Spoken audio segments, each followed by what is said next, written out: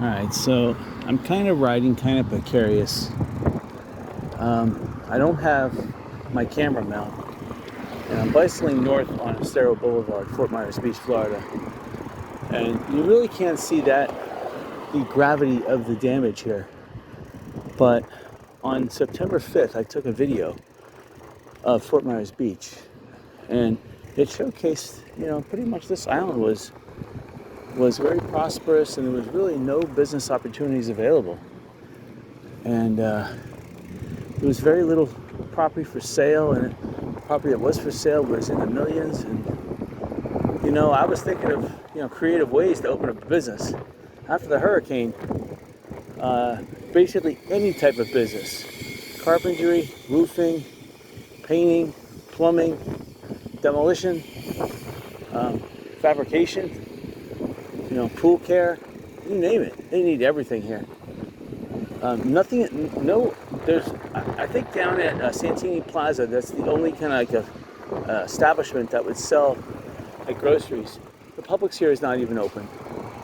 I mean, the waterfront restaurant and bar there says it's open, and there is a couple, like the Pink Shell, its restaurant's open at 11 o'clock, but you don't want to really buy. You have to go over to Walmart, corner of Summerlin and San Carlos Boulevard, off island, to get food and stuff. But just about every single building, even the concrete buildings, sustained damage. The wooden buildings are almost totally destroyed. And every week I come back here, more and more of the island is been demolished. So it's like more and more deserted, and there's more and more open space. And one thing I remarked about to a friend of mine is a good business to basically get Fort Myers back on its feet. I mean, right now you can see that they're plowing these wooden buildings here. Look at that. Look at all this open space beachfront. Where are you going to find this ever, except in maybe the Florida Panhandle after a hurricane? The Fort Myers Aquatic Center was filled in with sand. The Fort Myers Beach has at least 2 feet of sand added in elevation to the entire beach, and most parts of the beach, 30 yards is extended. So they accreted beach, not eroded. I mean, look at this. There used to be homes here, and bushes and trees. Look at that. I mean, you really can't see it. You have to be here in person, and you have to go on bike, because even driving by in a car, you're going too fast to witness the shock of it all. And the thing is that there's so many nails and screws on the street. I mean, I picked out 2 this morning. I had to plug my own tires. I was pissed off, but luckily I did that. But it's just sad. I mean, there used to be a place called Tiki on the Beach. Right here, this area right here would be perfect for a casino. And I was thinking, you know what? To revitalize Fort Myers Beach, they're going to have to legalize gambling here. I mean, there are a lot of federal dollars coming right now. People still have hope, but hope only goes so far. And right now Fort Myers Beach still has a curfew. Tourists are really kind of restricted. They don't want to come here if they're into a curfew. So this beach is never going to recover. All those daily parking things, they're gone, because no one comes to Fort Myers Beach anymore.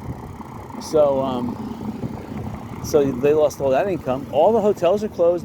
There's no real condos. Only private homes that still have electricity and that are made out of concrete and that have at least living quarters 20 feet elevation.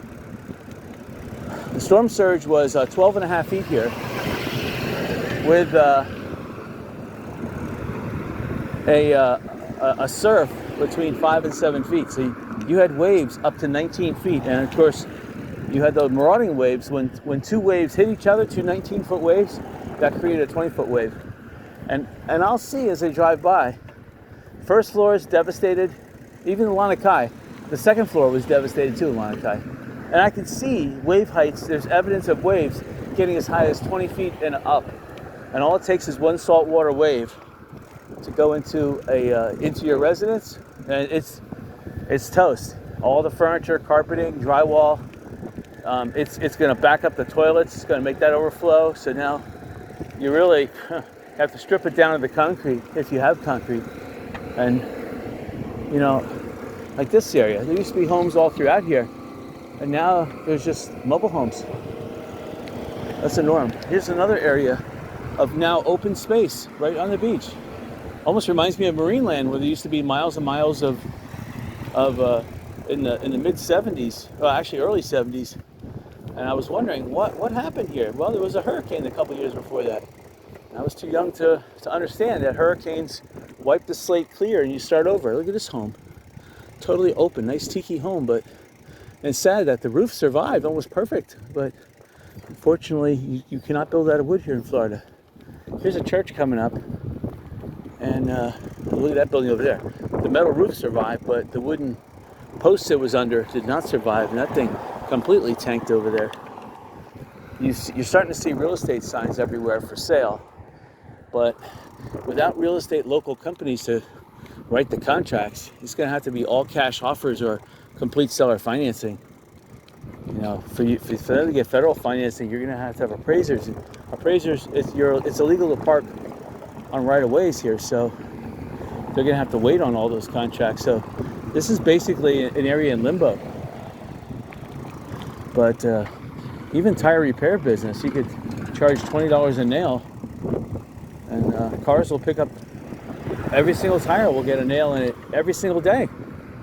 You can get someone $80 a day just in tires. 80 cars a day, 80. So you can make some good money. Here's another open space. Look, just the pool survived. This would be great for a casino right here. It's already been cleared, ready to build. It has the pool. The little tiny kiddie pool is ready. Wow. Here's another church. This had the food bank. Unfortunately, food bank got completely wiped out. The church too got wiped out. Not the ground level and the first level totally wiped out. The waves went right through that second level, no problem. Even though the roof looks like it survived for the most part, the inside of that church is totally gone. And again, there's a lot of hopium, but when it's gone, it's gone. You gotta almost rebuild from scratch. You can try to save what you can, but so this is the FEMA site. They're slowly closing the site down. There's not more they can do. The people are gone. You know, they've been humbled right off the area, right out of the area. I could use the water though, because there's no 7-Elevens on the island. Anyway, I'm gonna stop the video here because it's just tragic. But this goes all the way down to up and down the island here, and all parts of the island are in various stages of cleanup. Down by Bodwich Point, which is the north end of the island, they've pretty much got most of the Estero Boulevard area under control, but they're still working on the back roads. And those big trucks are trying to clean up as fast as they can. But when you have winter residents coming down here, and unbeknownst to them, they were affected. They thought maybe that 15, 17 feet they escaped the flood. Nope. They escaped the main waves, but those marauding waves went through them. To 1, 2, 3 strikes, you're out. And they're starting to pile up their stuff on the curb too. So anyway, all right, just gonna turn this phone off in a precarious way.